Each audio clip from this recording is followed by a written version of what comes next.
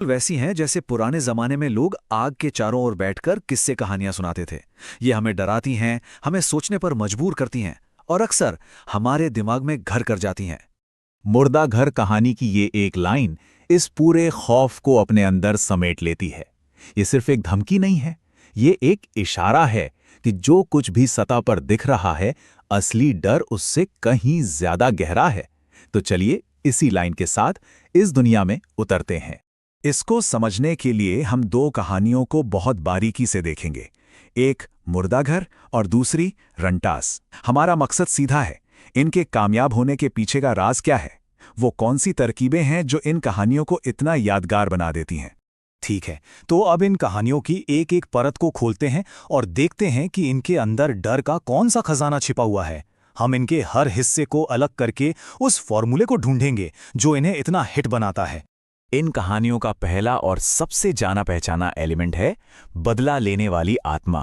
हाँ, ये एक क्लासिक हॉरर फॉर्मूला है और मुर्दा घर कहानी का किरदार निर्मल इसका एक परफेक्ट उदाहरण है। तो देखिए, कहानी की शुरुआत एकदम सीधी साधी लगती है। एक खतरनाक अपराधी है निर्मल, उसे पुलिस एक एनकाउंटर में मार देती है। मरते मरते वो बदला लेने की कसम खाता है। उसकी आत्मा वापस आती है और एक एक करके उन पुलिस वालों को अपना निशाना बनाती है। सुनने में तो ये एक आम भूत की कहानी जैसी ही लगती है ना, लेकिन क्या ये सच में उतनी ही सीधी है? और ठीक कहानी के अंत में जब लगता है कि सब कुछ खत्म हो गया है, पुलिस को निर्मल के मेडल के साथ एक नोट मिलता है। इस नोट में लिखी सिर्फ एक लाइन पूरी कहानी का मतलब ही बदल देती है और हमें हर उस चीज पर शक करने को मजबूर कर देती है जिसे हम अब तक सच मान रहे थे। और यहीं आकर कहानी का असली खेल शुरू होता है। सवाल ये है कि निर्मल एक कातिल की भटकती आत्मा है या एक बेगुनाह जिसे कभी इंसाफ नहीं मिला। कहानी हमें इसका जवाब नहीं देती और यही सवाल डर को सिर्फ भूत प्रेत से निकालकर हमारे ज़मीर तक ले आता है। अब दूसरे एलिमेंट की ओर बढ़ते हैं। देखिए, ये कहानियां सिर्फ पुराने फॉर्मूलों पर ही नहीं चलती। ये अपने डर को एकदम ताज़ा और अनोखा बनाने के लिए हमारी अपनी स्थानीय लोक कथाओं का इस्तेमाल करती हैं, जैसा कि हम रंटास कहानी में देखते हैं। रख्तास कोई आम डायन या चुड़ैल नहीं है।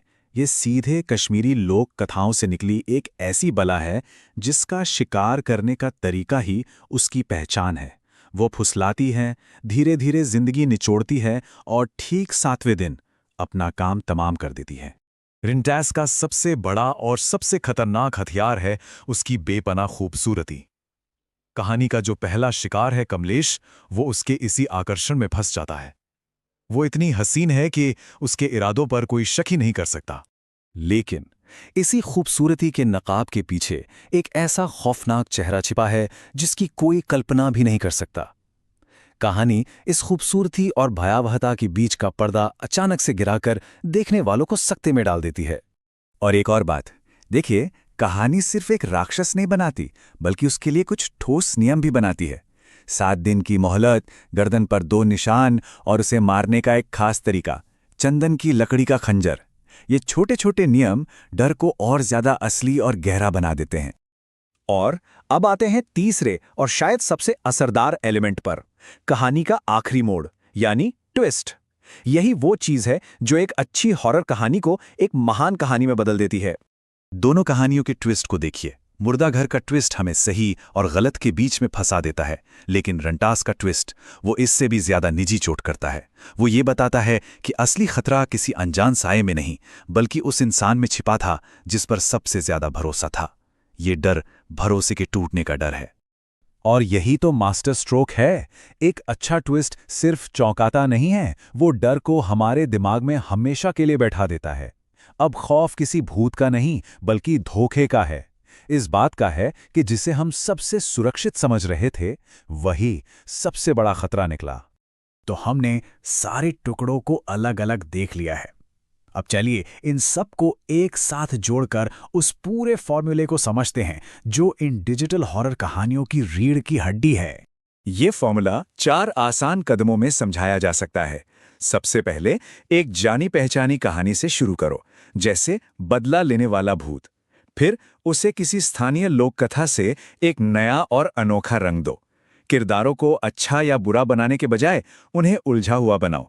और आखिर में एक ऐसा ट्विस्ट दो जो पूरी कहानी को पलट कर रख दे। ये फॉर्मूला इसलिए इतना कामयाब है। ये हमें कुछ जाना पहचाना देता है जिससे हम तुरंत जुड़ जाते हैं, और फिर कुछ बिल्कुल नया और अनएक्सपेक्टेड पेश करता है जो हमें हिला कर रख देता है। तो कहानी कहने के नजरिए से हम क्या सीख सकते हैं? पहली बात, पुराने फॉर्मूले कभी नहीं मरते, उन्हें बस ताज़ा करने की जरूरत होती है। दूसरी, हमारी अपनी लोक कथाओं में डर की अनगिनत कहानियां छुपी हैं। तीसरी, लोग अब अच्छे बुरे की सीधी कहानी नहीं बल्कि मुश्किल किरदारों को देखना पसंद करते हैं। और आखिरी बात, एक जबरदस्त ट्विस्ट किसी भी कहानी को हमेशा के लिए यादगार बना सकता है। आखिर में ये सब हमें एक बड़े सवाल पर लाके छोड़ देता है। एक ऐसी दुनिया में जहां हर जानकारी बस एक क्लिक की दूरी पर है, हम उन कहानियों के पीछे क्यों भागते हैं जो हमें याद दिलाती हैं कि कुछ चीजें हमारी समझ से परे हैं? शायद डर का मकसद सिर्फ डराना नहीं होता, बल्कि हमें ये एहसास दिलाना भी होता है कि इस दुनिया में जानने के लिए अभी भी बहुत कुछ बाकी है।